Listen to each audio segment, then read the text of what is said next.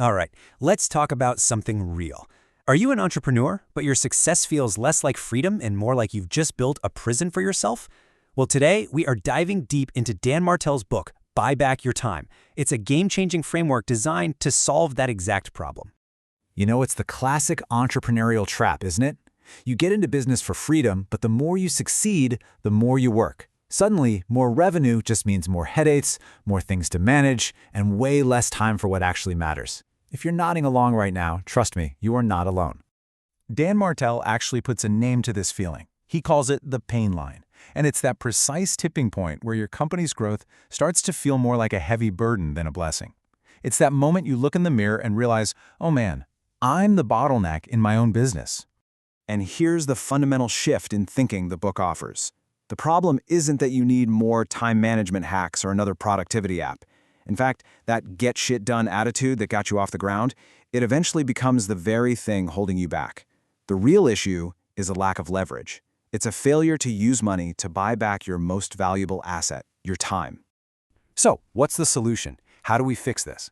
It all starts with the book's core philosophy, which he calls the Buyback Principle. This is where we stop thinking like a doer and start acting like a builder. This quote right here is everything. Seriously, let that one sink in. It's such a subtle but absolutely profound shift. See, most of us hire people to get more work done. But Martell says, no, you hire people first to reclaim your own time. Because it's only in that newfound space that you can focus on the high-level strategic work that will actually grow the business. Okay, so that sounds great, but how do you decide what to delegate? How do you know what's low-value work versus high-value work? Well, you start by calculating what's called your buyback rate. This one simple number becomes your absolute non-negotiable line in the sand. And what's great is that the calculation is beautifully simple. Let's just run through an example. Say your desired annual income is $80,000. You divide that by a standard 2,000 work hours in a year, which gets you to $40 an hour. Now, here's the secret sauce.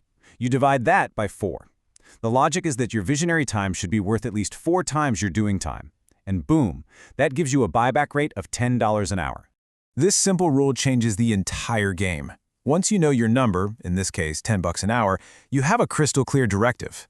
If you find yourself scheduling your own appointments or doing basic data entry, and you could pay someone less than your buyback rate to do it, you are now forbidden from doing that task. You are literally stealing from your company's future. Okay, so you know what tasks to offload based on costs, but what about energy? Because we all know that not all tasks are created equal, right? Some things drain you, others fire you up. This is where the next tool from the book comes in handy, the drip matrix. It helps you figure out where your focus and energy are really going. This matrix breaks down your entire work life into 4 simple quadrants. First is D for delegate, low-value, low-energy tasks that you just have to get off your plate. Then R for replace. These are high-value, but they drain you. Maybe you're a great salesperson, but you just hate doing it. I is for invest, tasks you love that don't make much money yet. And finally, the magic quadrant, P for production, high value and high energy. This is your zone of genius. This is where you, as the visionary, need to live. So the strategy is simple, but it's incredibly powerful. You do a time and energy audit for just 1 week. You mark every task red if it drains you and green if it energizes you. Your entire mission is to be absolutely ruthless about eliminating, automating, or delegating everything in the red so you can free up your calendar for those high-impact green activities. Now, knowing what to do is one thing, but having a system to actually follow through is something else entirely. And that's where Martell introduces a simple, repeatable process to put all this into practice. It's called the Buyback Loop. It's this really powerful 3-step cycle. First, you audit your time with brutal honesty using that drip matrix. Second, you transfer those low-value, draining tasks off your plate. And third, and this part is absolutely crucial, you fill that new free time, not with more busy work, but with the strategic, high-leverage activities that are actually going to move the needle.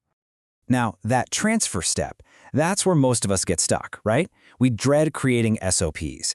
Martell's solution is brilliant. It's called the camcorder method. You just hit record on a screen share, do the task, and talk through your process out loud.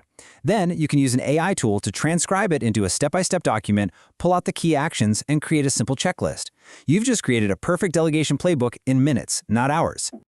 But what about quality? I'm talking to all the perfectionists watching right now. This quote is for you. That fear that "No one can do it as well as me," is what keeps so many entrepreneurs trapped. You have to embrace this mantra. Letting a task go, even if it only gets done to an 80% standard, frees up 100% of your time to focus on what really matters. And hey, if that 80% rule still makes your skin crawl, there's a framework for you too. It's the 10-80-10 rule. You spend 10% of the effort upfront setting a crystal clear vision. Then you get out of the way and let your team handle the main 80% of the execution. You only come back for the final 10% to add your unique polish and expertise. This way, you get to maintain quality without being the bottleneck. So is this the perfect system? Of course not. No framework is. So let's get really honest about the real-world strengths and, of course, the weaknesses of this whole approach. Okay, the pros here are massive. This system gives you a literal mathematical formula for buying back your life. That's huge. It forces that critical mindset shift from a do-it-all solopreneur to a strategic CEO. The cons? Well, that initial time audit. Yeah, it's tedious. There's no getting around it. And the biggest hurdle is that the entire system really depends on your ability to let go of control, which is a massive psychological challenge for most founders. But let's be real about the alternative here. The alternative to doing this hard work is hitting a complexity ceiling. Your business will grow to the exact point where you, personally, can't handle anymore, and then it will just stagnate there, forever, because you are the limiting factor. Ultimately, this book is so much more than just productivity hacks. It's really a strategic manual for building a business that serves your life, not the other way around. It's about creating an empire that energizes you so much that the whole idea of retirement just becomes irrelevant. So, I guess the final question is really for you. Are you ready to make that shift? Are you ready to stop being the chief doer of everything and finally start being the visionary who actually guides the ship? The choice, and all the freedom that comes with it, is completely yours. If you want to dive deeper into this, I've put a link to Buy Back Your Time down in the description below. And hey, if you found this breakdown valuable, make sure to subscribe for more deep dives into strategies that really scale your business and your life. Thanks for watching, and I'll see you in the next one.